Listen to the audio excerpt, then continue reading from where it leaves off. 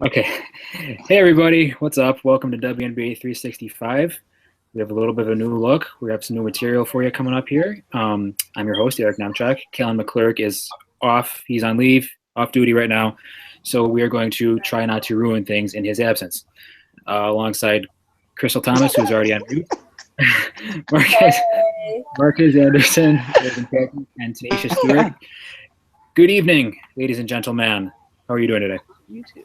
What up? Hey. Great. Hey, I'm doing fine. Good. I'm so glad to hear that. So obviously we got a lot to talk about tonight.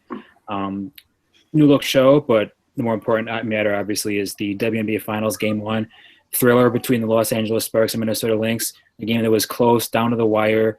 And it was really, I think, guys, this was pretty much what the league had in mind when they made the new playoff system adjustments, I would say, right? Definitely, because you had basically the two best teams in the league, and they delivered. Obviously the story of the day was Alana Beard's game-winning shot. The first thing I want to talk about is we're going to get right to that shot for a second, because the first thing I want to talk about is, do you guys think Alana Beard, she was open for that shot, right? It wasn't a contested shot. It wasn't heavily contested, but she drained it. It was a great shot. What I want to ask you guys, what do you think about the Minnesota Lynx defense on that? Because I think there's been a lot of that's kind of been a topic of discussion among WNBA fans. Was Maya Moore right in helping ball side on that defense? What do you think? I think she had to. I mean, if you see clearly before she shot the shot, she was wide open. I mean, Alana Beard could pull a chair out there. And, I mean, Maya Moore is one of their best defenders. She just got there a little bit late. But if you actually look at the replay, she contested the shot as best she could. She was in Alana Beard's face. I mean, Alana Beard's just a veteran, cool, calm, and composed. And she just made the shot. I mean, it was a good shot and luck at the same time. Rather be lucky than good. Shorty, what do you think about that? Do you think the Minnesota Lynx defense was good on that shot? I think it was. And, there was some blame placed on Maya Moore, but, I wouldn't fault Maya Moore for that, because she did, exactly, what she needed to do. I mean, she went to go help, of course. You should never help, on the weak side. But, I mean, she didn't, think, actually, no one was anticipating that shot. I mean, again, Alana Beard just had 2 points previous to that play. So, I mean, she just wanted to help, try to cut off the lane for Chelsea Gray, and it was just a better shot by Alana Beard. And Reagan, when was it? Was it 3 years ago, 4 years ago? Ooh, don't bring it up. Okay, I'm talking about that. When ready to take that last shot. Okay, listen. As soon as this play went off, like when she got the ball in her hands, my mind automatically went back to that game. So did mine. Yeah, exactly. And the pain that occurred after that. But, I mean, anyone who follows me on Twitter knows that AB is one of my favorite players, basically because of her defense. So to see her, only have 2 points in the game, well, only have 4 points total in the game, and the last two be the game-winning shot, I went crazy after that shot went in. Like, absolutely crazy. Marquez, did you go crazy? I did not actually. You I was just like, oh, okay. You didn't go crazy. Oh, because it wasn't the Stars, right? It was just like, I mean, by virtue of it being you guys, I was just like, all right, but don't throw shade. Don't do that. But I think what Maya was thinking, she was thinking, well, it's Chelsea Gray. I guess percentage-wise, she was like, oh, yeah, Alana Beard, I can leave a little bit, but I didn't think she would leave her completely wide open, because, I mean, I just feel like no matter who it is, completely wide open, because, I mean, by virtue, the player with the ball is just going to pass the open player. But she really, looking back at it, she really made it a really tougher shot than what it was, because she got back as best as she could, but Right. I can't exactly fault her for it, but at the same time, she shouldn't have left in hindsight. So do you think that's how they drew it up, you guys? Do you think that's what the Sparks wanted? Definitely not. I think he was trying to get Chrissy Tolliver open, but everybody knows that Tolliver is going to get the ball. So they went with what was I guess you could say the last best thing, because I don't think Alana Beard was, and that's no shade to AB, but I don't think Alana Beard was really the option. But Chelsea Gray found an open man, and it so happened to be her. Well, apparently, according to Brian, the coach. AB was the second option. Okay. Because Tolliver was supposed to get around that screen, but she failed. Yes. And I was expecting Gray to Drive it in. bulldoze her way through. But I mean, if AB's open, why It not? worked. Hey, it worked. It got us. It got us the victory. Got the dub. And I mean, shout out to Chelsea Gray though, right? She her number was called and she played great. Beast. Yeah, he honestly.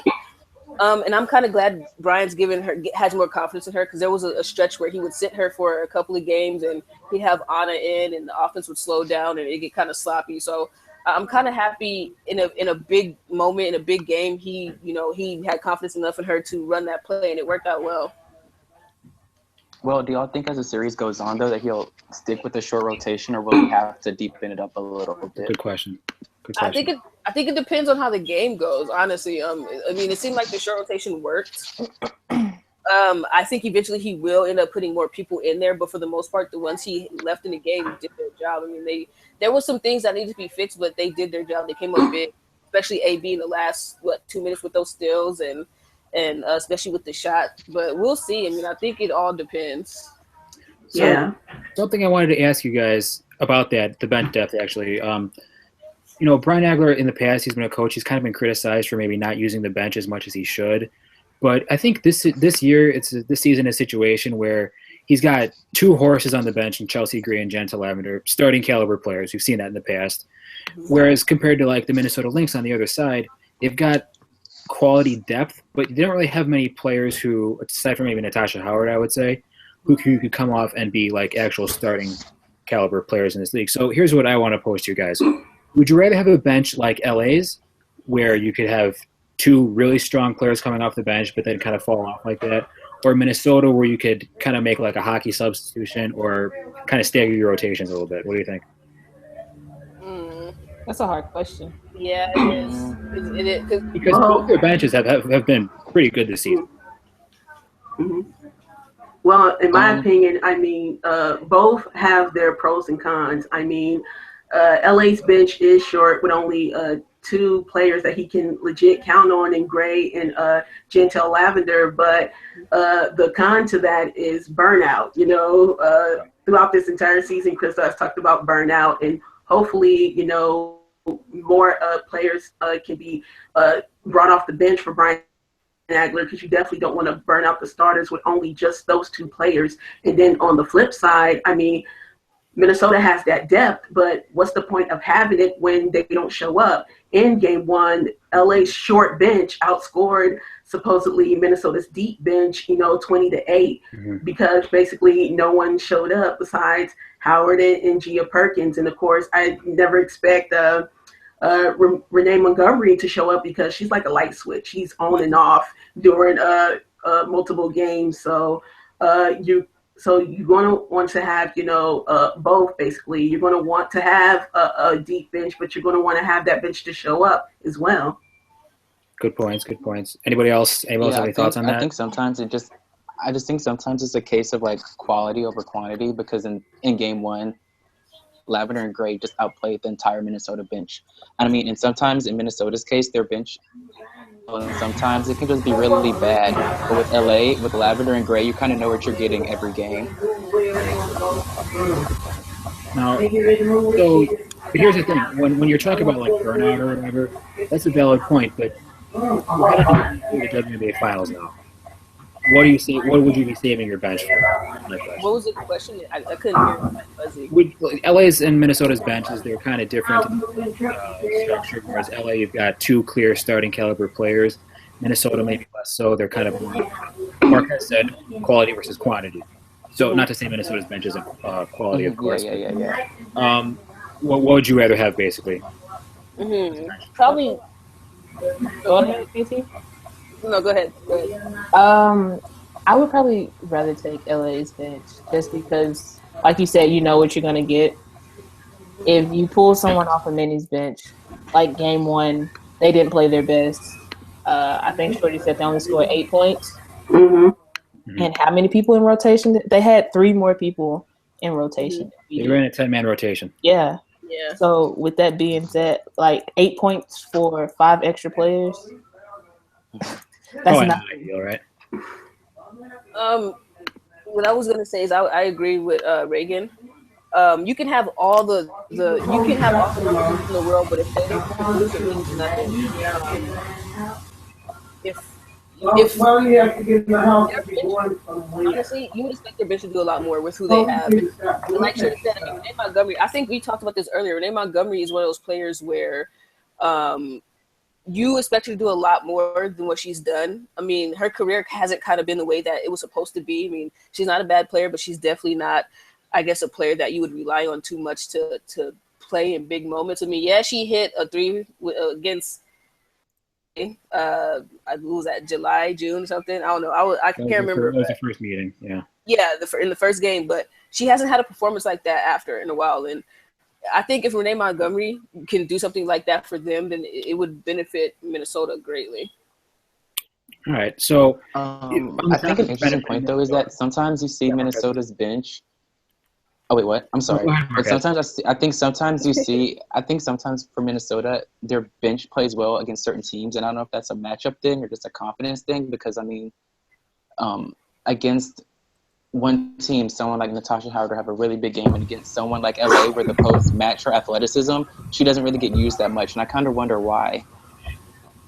Well, to your point, I think when I talked about Brian Agler being criticized for not using his bench a lot, Cheryl Reeve, I think that's been a topic of discussion on her in the past as well. Although I must say she has done a much better job of managing her bench this season, especially her starters minutes. You know, we know Waylon's getting up there in age. Augustus is getting up there in age. Sylvia Fowles not exactly a spring chicken either, and all their minutes are down, but their productivity has remained the same up until now. Now, you guys, what needs to change for Minnesota to take back the momentum of the series and win on their home court in Game 2? Because they're still right there. This is a tie game with seconds to go. So what do you think is the number one factor that needs to happen in order for Minnesota to regain control in the series? They have to capitalize on LA turnovers. We had 12 turnovers, and on 12 turnovers, they only had 14 points. Points off turnovers. Yeah. It's going to be easier said than done, but Simone Augustus, I mean, I know she's a lot older than what she used to be in games, falling off quite a lot, but I think Shelly just said it, you know, in order for them to at least make the team, Simone Augustus has to do a little bit more. I know it's kind of impossible with her age, and I don't know if you guys noticed, Simone Augustus sat a lot yesterday. She was on the bench for a long period of time, and they're gonna really need to rely on her like this was when they won the championship in 2011, I think it was, is when they went on that crazy tear. But they're gonna need Simone Augustus to pretty much a little bit better. I think one of the things that Minnesota is going to need to do, they're going to have to establish Maya Moore early. And early, I mean the first quarter. I mean, she came alive in the second half. In the third quarter, eventually scored 18 points. But you can't do that especially against a team like LA. So you're going to have to establish her, early. I think LA's defense, did a great job holding her to 0 of 4 scoring in the first half. And the second thing they'll need to do is they don't necessarily have to change their defense, but they're going to have to, make some decisions on whether they want to deny the ball, in the overplay, in the passing lane, because when they did that, in game 1, all LA did was just make backdoor cuts left and right. Candace was getting the backdoor cuts. Aguma K was getting backdoor cuts. I actually saw a play where Christie also, got to play on the backdoor cut. So they're going to have to tweak their defense heading into game 2. Yeah, I was just going to say, like, their over-aggressiveness was kind of the downfall because they were being overly aggressive and it just caused them to get beat on the backside. And like you said, I think they're going to have to establish not only Maya, but kind of get that inside-out game going by getting Sylvia more touches too. Right. It's not like they played awfully. It's just small minor things they have to tweak because, they were right in the game. Yeah, I think you guys, this like I said, this is a series that's – well, I'll ask you this. How many games do you think this series is going to go? You think it's going to go the full 5? 5. Five. Definitely These are two powerhouse teams. Like, of course, I know who I want to win it. Everybody probably knows who I want to win it, but it's definitely going 5. I mean, if anybody thinks the series is going to go 4 or 3, it's crazy. Now, if it does go 4 or 3, I will be kind of shocked, but it's definitely going 5. I mean, these are two powerful teams. These are two teams that never give up. You saw from the first game. I mean, the league went back and forth, and just the stronger team that day won the game. But it's definitely going 5. Reagan, you didn't answer. What do you think? Wow, way to call me out, Eric. You're the only person saying it. I got it. I don't know if I think it's gonna go 5. For some reason, I got a feeling that it's only gonna go to 4 games. I know what she feels. I know what Reagan feels because I kind of felt that way a little bit in my gut, and I believe in my gut. Women intuition. Oh my God. I can't lie. The gut was telling me 4 as well. I feel what Reagan's saying though. I agree.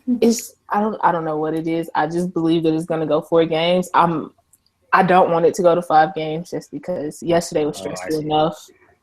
But if it does go to 5 games, then I mean that's what we asked for, right? That's what the fans want. More basketball, right? Yeah. Okay, now we're gonna take a quick break here. Just I forgot to mention this. I'm still new at this. If you guys have any questions, any comments, please feel free to chime in. Go to YouTube. There's a chat box here. We have a comment from Kennedy Robinson. It's getting hard to hear over background noise. Yeah, I know. It's like I said, I'm still working out the kinks here. I have no pro, so please keep that feedback coming. It's very your call is very important to us. I'll put it that way. We got a call on now. Maybe you are here. The possibility of this. You guys can also tweet at WNBA365 with any comments, questions, concerns, profound statements. Keep it PG-13, please, or they will not be read. I'm sorry. PG-13. Okay. So, all right. Keep it G, people. G. Yeah, no, that's better. Be more specific. This is, you never know who might be watching. We tried to get this program on at an earlier hour for your consideration, the viewer. We are all about you. We are for the people, but that also means we must take into consideration that children might be watching. So Crystal and any others. Yeah, Crystal. I don't know what you're talking about. Please keep it turned down. I don't know what you're talking about. Okay. With that, basically we're going to be talking about a little bit. I want to quickly go over what we're going to be doing here for the next few programs or so. We're going to be trying some different stuff. All right. As you can tell, we've been working extremely hard.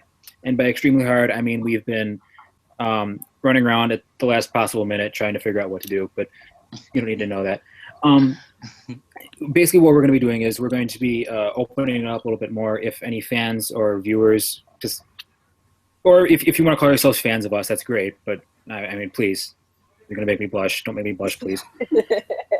Crystal has fans, though. She doesn't want to admit it. Oh, my God. Excuse me. Oh, my Jesus. Okay, but anyway, if you guys have any comments, please feel free to chime in. As you may have noticed, we're going to have things a little more open for discussion. It's going to get a little rowdy in here because people are going to be interrupting each other, talking over each other. But that's what we want. We want equal opportunity for all. We are operating under socialism right now, okay? So, and also, tomorrow we're going to do something pretty cool, I think. It's been pretty cool. We'll see how it goes. But we're going to do a little debate show, all right? In the spirit of the oh-so-lovely presidential debate the other night. Let's hope it doesn't come to that, but it may. We will be having a little debate between these 4 fine folks to the side of me here. A team debate over the events that happened, obviously tomorrow night because it's going to be game 2. And it's just going to be really cool because y'all are going to be teaming up and going at each other, right? No holds barred, cage match, right? Going at each other's throats, right? It's going to be really cool. It's going to be a lot of fun, and it's going to be like hopefully more interactive. But yeah, and it's depending on the success of that, we'll do that again maybe in the future, or just keep it like a roundhouse discussion like this, And again, if you guys have any questions or any comments, any suggestions that you'd like to see us do, hey, we're open for anything, right? Like if you want Crystal to tell a funny joke or something. Oh no! If you want Crystal kicked off, if you want to exile Crystal, I'm for that one too. We'll do it like we'll do it. We'll vote if you want to vote somebody off the island. We'll have a poll. It's democracy, right? That's what we're all about. Okay, so now that we're clear on that, so if you're in the chat box, feel free to chime in. If you're on Twitter, feel free to chime in. Or if you can just be shy and let us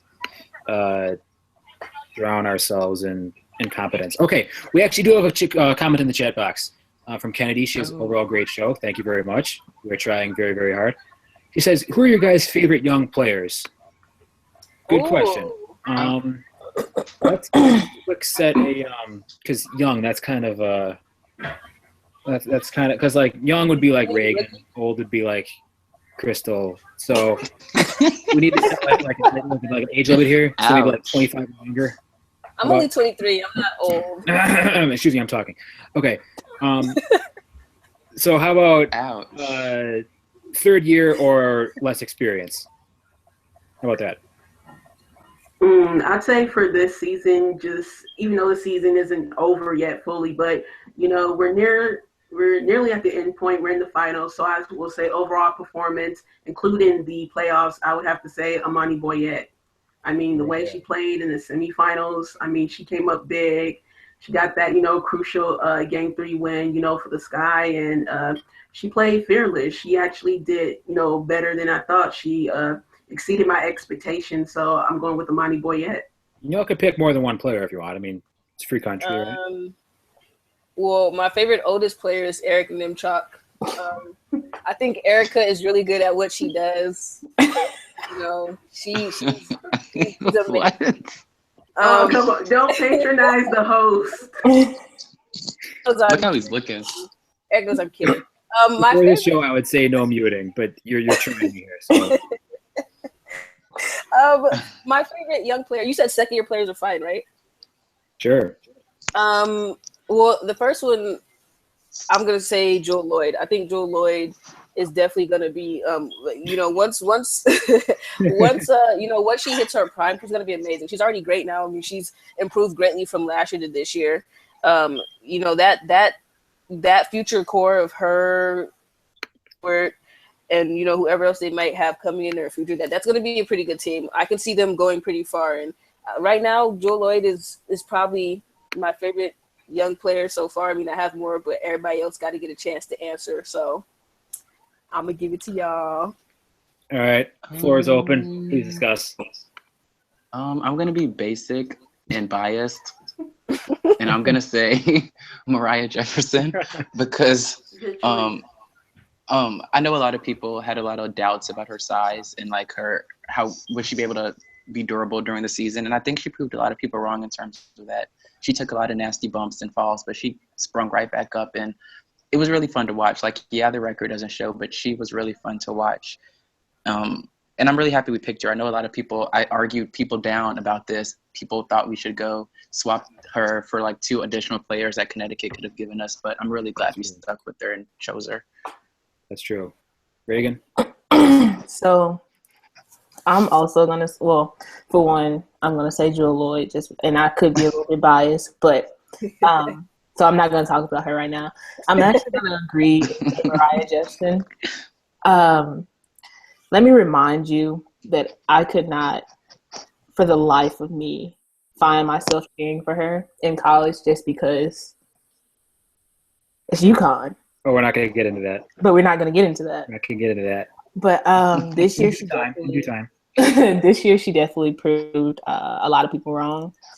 She did what she had to do. With K-Mac's injury, she still led the team. She put the team on her back, and I mean, she showed up when she needed to show up, and that's all that matters.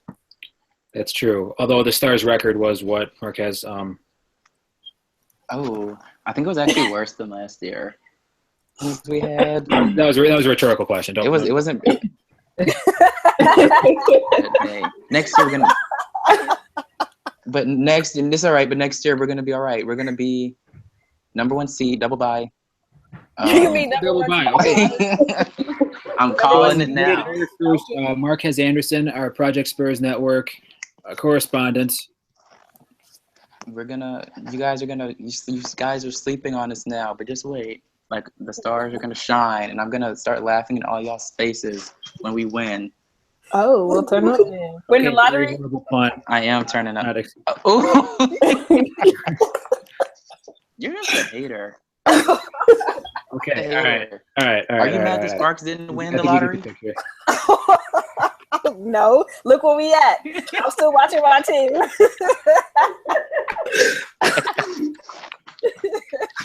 Okay. Marquez is over here imagining his team is in the championship. I'm over here doing cartwheels because they there. Oh, Do we get to see the cartwheel, or is that? Did I do what now? Do we get to see a cartwheel? I actually legit did a cartwheel, but that looked like about that. Picture it didn't happen though. Yo, the record was 7-27, by the way. 7-27. All right, thank you, Rick, Crystal. for the stats. All this trash you're talking, I was rooting for you guys, but now to all the Lynx fans out there, I'm rooting for you guys now. How Okay, you got Marquez LSU and y'all's Anderson, colors are follow purple me. and gold, and you're not rooting for the Sparks? Follow up, because you guys are dumping on the Stars when you guys couldn't make it past the first round either. So don't act brand new, Crystal. You didn't even get there though. You're not even sitting at the table. You're at the kids' table. We're at the adults' table. You over there with everybody else. Oh. Okay, all right. Hang on. We have a question coming in. We have a question coming still in. love you, Marquez. Very important, very big question from a new viewer named Kayla. All right, at KAIZU or whatever. She'll tell you what her at is. Okay. She wants to know: are we fans of the new playoff format? Yes. I like it. I think I like it. And I know people are probably going to say that because your team's there. But honestly, even if LA wasn't there, I think I'd still like it. I think it makes everything more competitive. I think it makes you it lets you know who the best teams really are. At one point we thought Phoenix was going to get far, but they lost to who was it? Chicago, right? I really can't remember. Who they lose to? Minnesota. The what? Minnesota. There we go. My mind be all gone. I'm sorry. That was like a week ago. Yeah. Hey, I'm old apparently. You are. But but yeah, I like the format. I mean, it makes it more competitive. It does away with the conference. The best teams on either side or the same side as we're seeing in the finals compete, and I think it makes things kind of spicy. But I do wish that the second round was at least 3 games. The first round could be one and done, but I think like the second round should be at least 3 games to determine who goes where. All right, Marquez, Crystal, go ahead. can I speak on this topic, or do I have to sit out because my team didn't make it? Can I do that? Can I talk now or no? It was a question posed by a very Yes, big it's fan for of mine. everybody. Go ahead. Yeah, I like it. I like the single eliminations, but I don't like you said. I think the second round should be at least 3 because I don't think it's fair for some teams to not even play a home game or just play one and be done. But at the same time, I like how there's really, you have to make adjustments on the fly. I do like that aspect of. All right. Reagan, Shorty. Shorty, you got this. Oh, come on, Stay the best for last. Stay the best for last. Okay. So, I like, certain parts of, the playoff format. I do not like the single game eliminations one in round 2. I mean, it just seems unfair, for teams to work, throughout the season to only, get 1 game. That doesn't seem fair. And I most certainly don't like the single eliminations to, teams that, are placed in the 3rd and 4th seed, because, again, that's one and done as well. So it's basically one and done, for the first 2 to 3 rounds up until the semifinals. Now, of course, I do like the single bye and double byes. Well, not the single byes because that's one and done, but I do like the double byes. I do like that conferences are eliminated because the intentions was to get the 2 best teams in the finals. And, This year it was Minnesota and LA, so I don't mind that. I just don't like the single elimination rounds. Excellent. I think most people are with you on that. The single elimination rounds, it just leaves a lot to chance. Although I will say that when you have the number 3 and number 4 seed, you do get the extra time off. And you do get home court advantage. So it's not that much of a disadvantageous position. But I hear you. I hear you on the arguments, and I'm sure if you could ask some Liberty fans, they would wholeheartedly agree with you. Okay, thank you for the question, Kayla. Very good. Okay. Let me quick check the chat box here. You skipped me, but I'm answering anyway. Reagan, you were not interested in answering the question, so I don't know. So, anyways. All right. I think, well, unlike everyone else, I don't mind the single elimination games just because it the new playoff format makes you work harder during the season. It makes you actually want to gain that, number 1, number 2 spot, and then that number 3, number 4 spot. Where before, you could get by if you're on the East Coast, but if you're on the West Coast, you could kind of get by with it, and then as soon as the playoffs start, you turn into a totally different team. Mm-hmm. I didn't like that part, but as far as everything goes right now, I mean, I kind of like it. Just as because the Sparks are in the finals, right? No, that's not why I like it, but if we're the best team, we're the best team, right? No, but when it comes to me, I mean, the working hard, thing is subjective because many teams do work hard, but that isn't going to determine whether, the team wins or not. It could be, especially in the single game elimination, it could be a missed call from the refs, or at least some players have an off night, so that's the thing that makes it unfair is that, the other, unknowns that happening could cause, a team to end their season just like that. But that's also a part of the game. So I think, for me, the reason that I do like the single elimination game is because teams seem to play harder when they know that, if we don't win this game, then we go home. So to me, you get better basketball. Yes, the refs are always going to make, mistakes. Some mistakes are bigger than others. I will agree. But it's a part of the game. It's nothing that you can really do about that. That's true. Okay, now counter argument, just for argument's sake. You guys say these teams need it forces the teams to it makes the regular season matter more, like all the ways. That's what you guys are saying. Well, that's what the Phoenix Mercury this season, for about 2/3 of the season, were not playing very well, right? Then all of a sudden after the Olympic break, boom, they turn it on. They go in, they beat Indiana, they beat New York, and then, of course, they get swept by Minnesota. But point still standing. There's still the possibility of a team coming in here as a dark horse, and because of the how will you say the variance, the nature of the system, if you will, there's a high chance of a team with a lower seed coming in and still making some noise in the playoffs. Of course. Basically. Of course. I think that's the But beauty. can you really fault them for that, though? No, I'm not faulting anybody for that. I mean, they play good basketball. Much credit to them.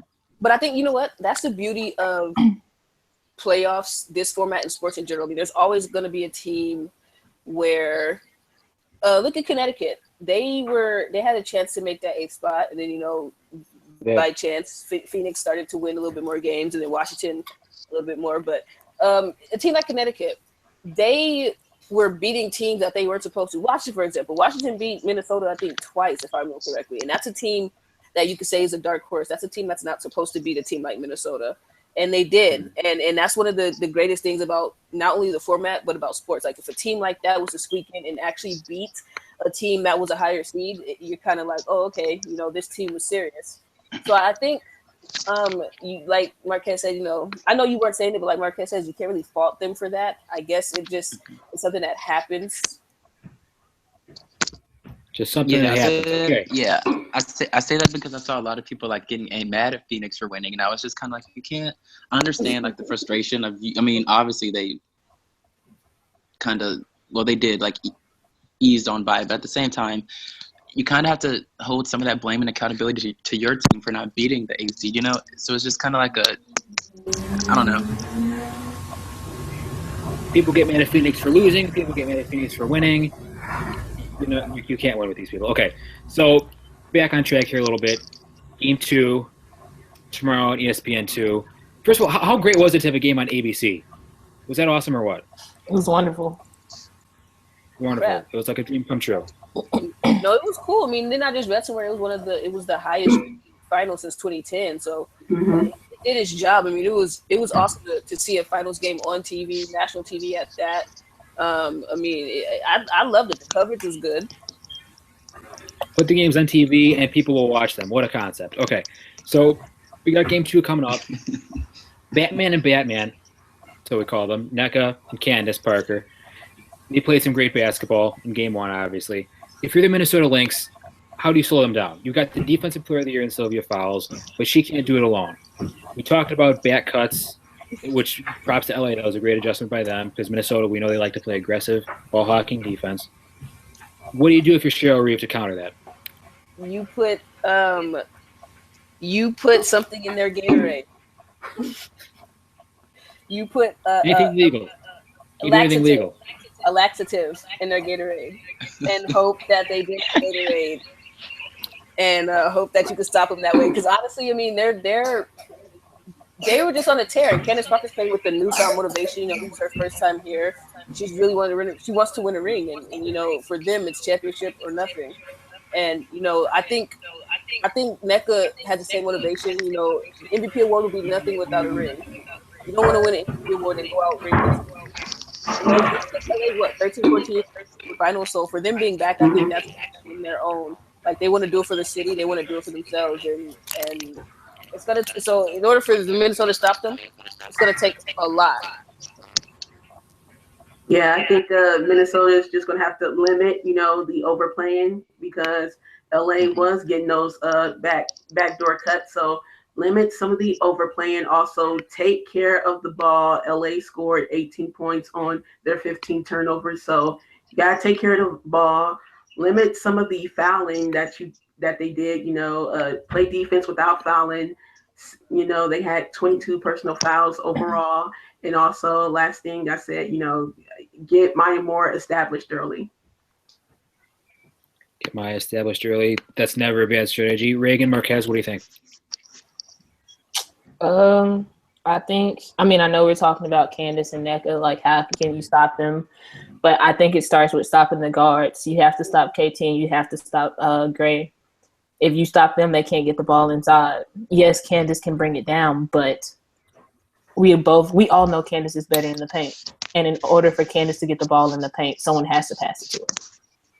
So if you play hardcore defense on the guards, I think they'll be okay. Limit the over aggressiveness because I mean, I understand that's how they play, but at the same time, if it's not working, then you may need to think about changing what you do because I mean, LA just had it figured out. Like I mean, it was obvious with the back cuts and everything. So like maybe with the guards, you mix up the defenses instead of just like ball hawking because I mean, at the same time, KT and Gray were just figuring it out, either blowing right past them or just passing around. So I feel like that would only work if Crystal's favorite was in the game handling the ball. You better. But because she dribbles way too high, but yeah, I mean, if they just limit their over aggressiveness a tad and like limit the fouling and finish on some of those offensive rebounds they were getting, they'll be fine. Because I mean, like if you look at the box score, Minnesota was obviously they weren't blown out of this game. They outshot LA 50.8% to 46.7%. All right. What did hurt them was 3-point attempts. How about this? They were 0 for 4. Mm-hmm. Minnesota is usually not a very prolific 3-point shooting team, but 0 for 4 in a finals game. That's got to get better, guys. That was that Carson defense. Yeah. Essence Carson, you know what? I don't think a lot of people gave or give Essence Carson credit for her defense. You know, they see her shots that she's missing and like, oh, Essence, da-da-da. But at the same time, to remember, like, we didn't get Essence mostly for her offense anyway. You know, she's there for defensive purposes, and she's done her job. Pretty much for the most of the season, she's done her job. And she did a great job yesterday. I mean, anytime you have one of the greatest – anytime you have one of the best scorers in the league right now and hold her for 0 for 4 in the first half, that says something. I mean, I'm actually surprised no one really brought it up during the game yesterday, but the defense, her and Beard, especially Beard in the last, 2 minutes with those two – huge steals. I mean, they came through, and there was a lot of people who were giving Beard flack, sadly, about her offensive game. Oh, she shouldn't shoot this, she shouldn't shoot that. But it's like, you know, again, Beard is not the same Elena Beard as she was in her Washington days, and that's fine. I mean, we want Beard for defensive purposes. She came big, she hit a big shot for them, and it is what it is. So I think more people should pay attention to the defensive side, and that's pretty much how they were able to get this game from Minnesota. Their defense came up huge. So you think perimeter defense was the major factor in Minnesota's? You think 3-point shooting got locked down because of good perimeter defense? Mm-hmm. Yeah, I mean it seemed like they were fearless of Maya Moore out there. You know, when you think of Minnesota, of course you think of Sylvia Fowles, Maya Moore, Waylon, and Moan, but now mostly it's just been you know. Sometimes Waylon, but mostly Moore and Fowles, or, you know, it's like patches of who's going to be great. And it's mostly always Moore. And you notice that people are kind of timid when they guard Moore because she's so good and she can, you know, take you to the basket. She can shoot on you. She could make you fouler. So I think that's one thing you have to give LA credit on, is that they didn't play her scared, and we see how it worked. I mean, she, you know, the second half she kind of got into a rhythm, but that happens. You can't keep a good player down for long. That's not really anybody's fault, but you have to give them credit for keeping her 0-4 for the whole first half.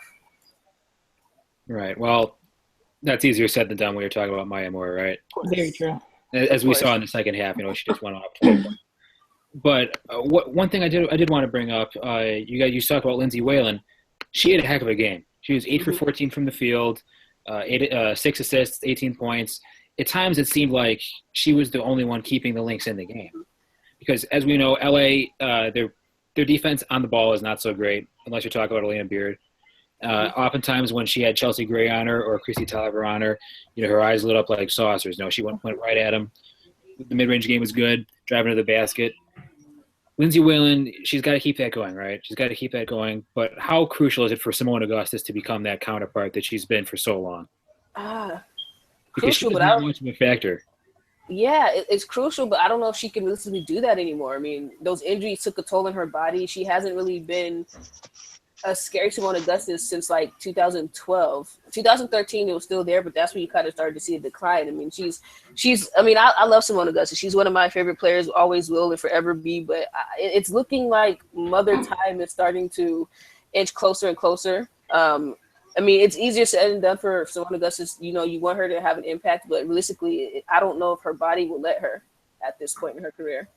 I mean, her defense overall in the game was pretty good. It's just that, you know, her offense was pretty limited, only scoring 6 points, you know, the entire game. So if people are looking for more of the offensive side of Simone, I mean, maybe it'll show up in game 2 and they'll probably need it in game 2. But just for right now, you know, especially in game 1, you know, that didn't show up at all.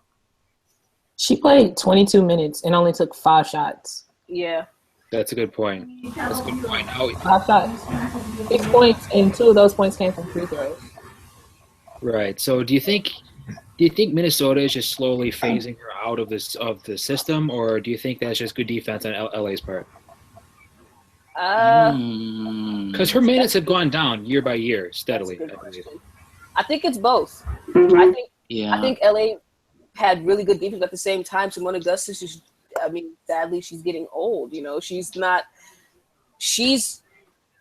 Catchings' age and Simone Augustus' age look different. And what I mean by that is, what's Tamika Catchings, like 37, and I think Simone's a little bit younger, and Tamika Catchings looked way more productive than Simone Augustus did. And that says a lot. And, you know, unfortunately, nobody can do anything. Injuries, you know, happen all the time. Your body knows when you can't go anymore. And I think slowly her body is starting to get to the point where she can't go anymore. I mean, that's what I said. If you notice, Cheryl Reese put her on the bench for long stretches of time. Like, she was on the bench for a while. There was times where I was watching the game and I was like, Simone's, not on the floor. I don't see a headband and dreads out there. I see the headband and dreads on the bench. There's that kind of lets you know. I mean, anytime you see a player like that who just just is on the bench for long periods of time, especially in a finals. This isn't just a regular season game. This isn't just, a playoff game. This is a finals game where this pretty much winner takes all. So I think that right there is an indication that, yes, LA's defense is good, but I think Minnesota's slowly trying to prepare for life without Simone Augustus. Life without Simone Augustus. I mean, but talking about that, I think that's fair. Also, you have to realize that they have, 4 national team players, including Mom. Yeah, that's over. That's basically a starting lineup plus 1, minus 1, whatever. I was like, I'm sorry, minus 1.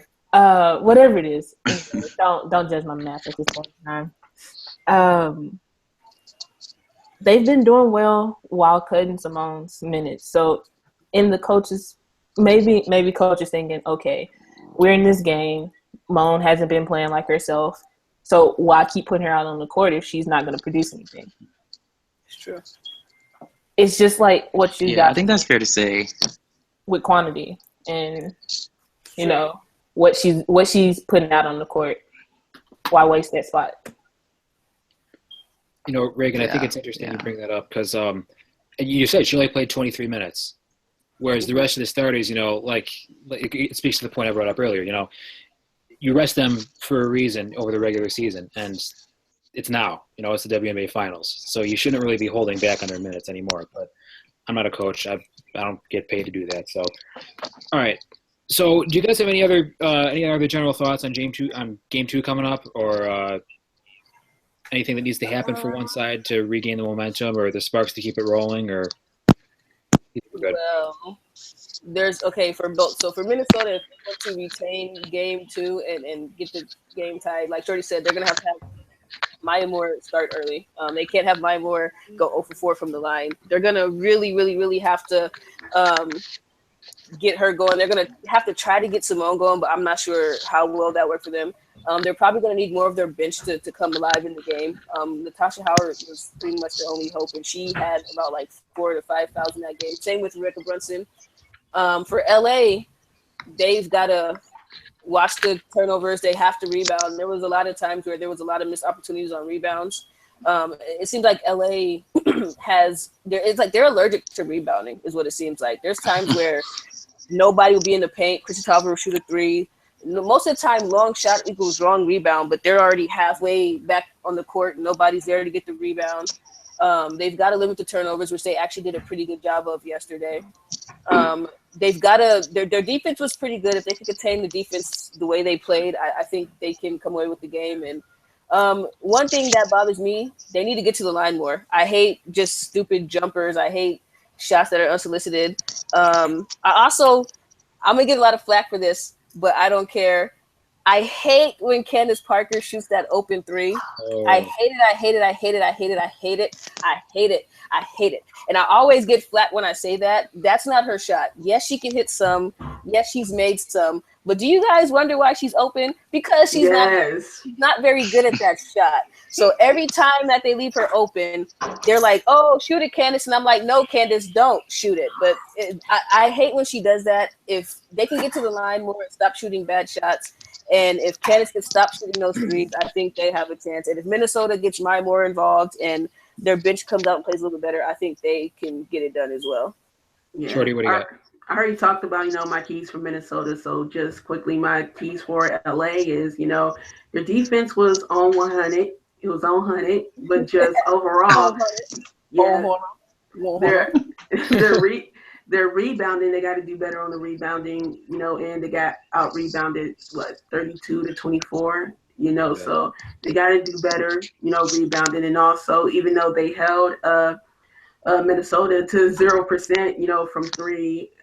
On their part, they didn't do so well either, only shooting 25% from the 3-point line. And I don't know if that has much to do with LA, missing a lot of opportunities, or Minnesota's defense, on the defensive end. But, got to get, some more three-point opportunities for Christy Tolliver, and also do better on the rebounding, end. And I think they'll be all right. Marquez or Reagan? I'm gonna say it, but I know it's gonna drive all y'all crazy. But I say it to Crystal every game. 2 words: free Anna. Free Anna. No. You mean Gopovich? Not yet. Not Waters. Not yet. Not yet. No. Not yet. Not yet. Maybe when we're up by like 13 with 2 seconds left. Then she can get her little play time, but like, no, not yet. This is important. I love you, Anna, even though you trash talked me a ring toss, but no. Marquez, we why? Can't have that yet. I don't know. I just say it to make Crystal angry, but being seriously though, yeah, limiting turnovers and not forcing up bad shots. I remember at one point at the game, Candace had the ball, and I think McCarville was guarding her, and she just flat out stopped, popped, and shot. And I was like, but you have the advantage. Like, and you know that. Like, I was like, you have the advantage. Don't do that. But they do that a lot. So hopefully they'll clean that up, because I think if they pass and make smarter shots, then they wouldn't be in as close games. Reagan, what do you think? So what LA has to do is, of course, rebound the ball better. They have to stop the silly fouls. There was no reason, some of the people that were in foul trouble should have been in foul trouble. Shout out to J Lab for not having any fouls though. Wait, Reagan, real quick, before you go on. Speaking of dumb fouls, did y'all see Chelsea Gray just like run into Lindsay Whalen and like die or something? Like, what happened? I was sitting there like, Chelsea, why would you? But that was so dumb. Like, she literally just ran and died. It's like what? Why? I was so confused. Speaking of silly fouls, but you can continue. I just wanted to see if I was the only one who saw that. That was the foul that I was talking about, actually. But and we have to make our free throws. Like, if we're gonna get to the line, we have to make them. There's no reason you should miss free throws. You should be able to shoot free throws with your eyes closed. At least that's what I was told. But and keep up the defense. We have to keep playing defense the way that we were playing defense. And for Minnesota, they have to, cut down on the turnovers. The bench has to come ready. And I think if they get a little bit more play from Bronson, then the game will be much better and much more stressful. It'll be much more stressful for us Sparks fans. So, Heart Attack City. All right, thank you all for the very valuable input, especially Marquez. I really like that comment there about the Sparks bench and one player in particular. All right, actually, one more little observation. Speaking of the Sparks bench, we kind of talked about this already, but Brian Agler played only 7 players. Heavy minutes. Mm-hmm. Do you think that continues throughout the rest of the series? Just if it needs to, because honestly, really have that many people. Like, On Waters, I think, was just it's the truth. Like, I think On Waters was just there for like a motivational thing. She's been there before. She's the vet of the team. She can get them going. Belikova, she was supposed to be a spark, but I think her spark then kind of died out a little bit. I think she's a little bit too risky to put in. It wasn't supposed to be a pun, but I'll take it. But I think she's a little bit too risky. I think players like Anna and Belikova are a little bit too risky to put in the game at certain times, especially during the finals. I mean, Belikova, when she hits her 3, she's on. And the thing is, she plays defense, but you know how we're talking about over-aggressiveness? She can get really over-aggressive, and she can start having ticky-tacky fouls at the wrong time. Anna, don't do it. Don't do it. Don't do it. She slows the game down a great deal. She's not comfortable in that position at all. You can tell when she dribbles. Like, she kind of just tries to just hurry up and get the ball out of her hands, and that's one reason why she's not ready, especially for a game of this caliber. Dublevic, I think that was just a space filler, to be honest. I mean, she hasn't really played that much. She is a pretty good defender. You know, the time she's been in, she has made a difference on defense. And Gruda, I don't know really much what to say about Gruda. I think that was just in their words, a better option than Whitney Knight. I don't know if that's true or not. I think Whitney probably should have gotten a better chance, especially this final experience. I think Whitney has a lot of potential, but honestly, I wouldn't be surprised if he kept the 7-man rotation because there's not really much that LA can do with that, you know, with what they have. Nah. He can't just play 7 players in a 5-game series. Nah, that's not going to cut it. He's going to have to give. I agree. He's going to have to give Anna some burn. And Dublevic, I mean, yeah. No, Dopovich, not Waters. You know, you're going to have to play Anna at some point. If he put her in, don't put her in at the point. You know, I agree. Yeah, you know, slide her into 2 and possibly have her and Chelsea Gray, you know, come off the bench, you know, at least for I'd say a bootleg 1-2 punch, even though I know Anna isn't going to be that you know, punch at the 2, but you know, he's going to have to play her at some point. At least have a 8-man rotation in some games. You can't do 7 players, you know. I mean, I do agree with you. I do agree. I mean, I think it's going to be. Ooh, talk about stress. Let me what is going on? I don't know. Sounds like somebody's getting beat up over there. Talk about stress. I do agree with you though, Shorty. I do agree, but that's going to be called the lineup of stress. I think I'm going to have a heart attack when that lineup's in. But I do agree. I mean, it's a long series. Yeah. And you have to reserve bodies. Yeah. It's a long series, but, you know, when Minnesota's bench isn't showing up, and when you have 2 players that you know could start on any other not any other team, but you have 2 players that could start on half of the teams in the league, you go with what you have, and unfortunately, all we have are 7 players. Let's be real. Let's be real.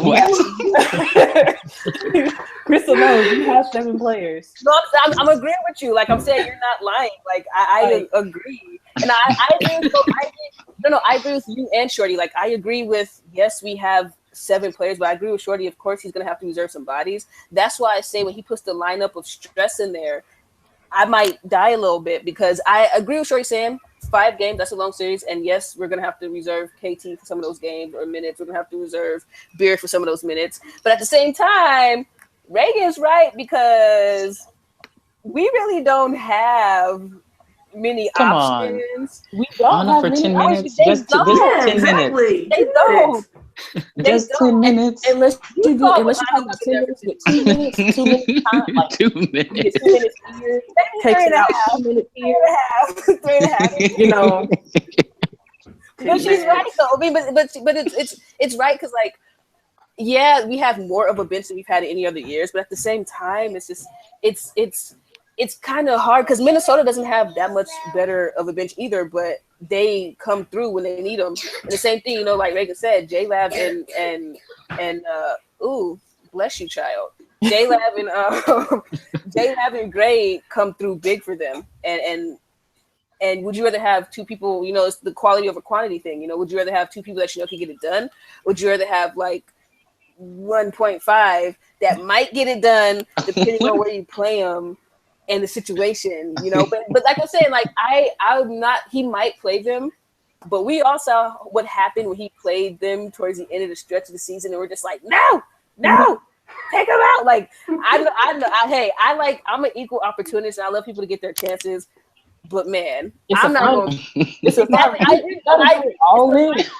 agree. It's a finals. You gotta do what you gotta do. If Chuck E. Cheese or Homie the Clown gotta come out there and start shooting Jays, you gotta do what you gotta do. Chuck E. Cheese. All right. I agree. Though. And Crystal have any final thoughts here? Wait. One last thing. Brandon, go ahead. I pray for Court because she has to keep them for after game recoveries. Like you got to leave that up to her. She has to do her job, and she's been doing it so far. Like this season has been, I think, injury free so far for us. Major injury. Yeah. Yeah. I mean, hold on. I need to find some wood to knock on later. I got my chair.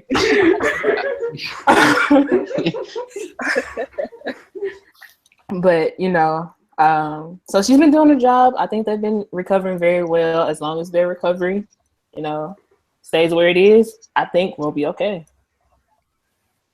Alrighty. Okay, so we do have one more final question in the chat box from Kennedy Robinson.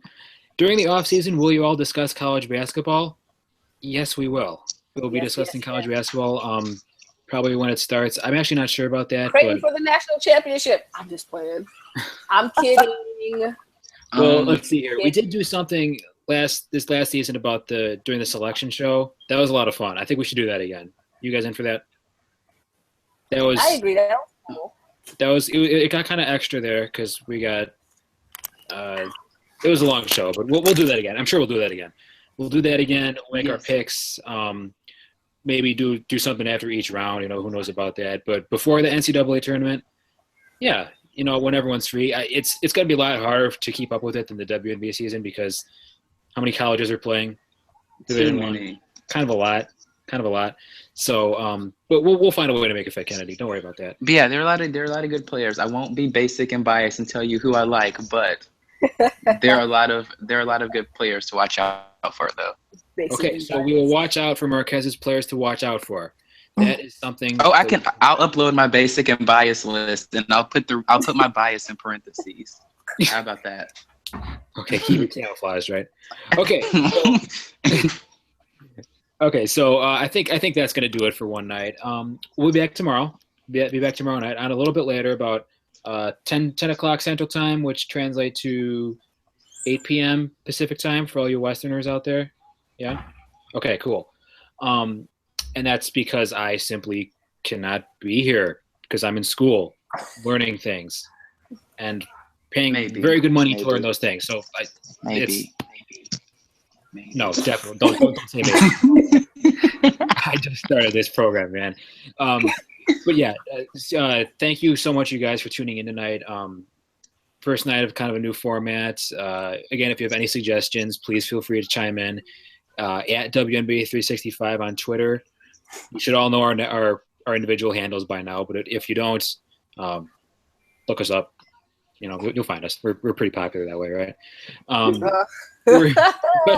Especially Crystal. No, I am not. Mm-hmm. I am not. We have a special debate tomorrow about Game 2 and the rest of the finals. It's going to be a lot of fun. I have absolutely no idea how it's going to turn out.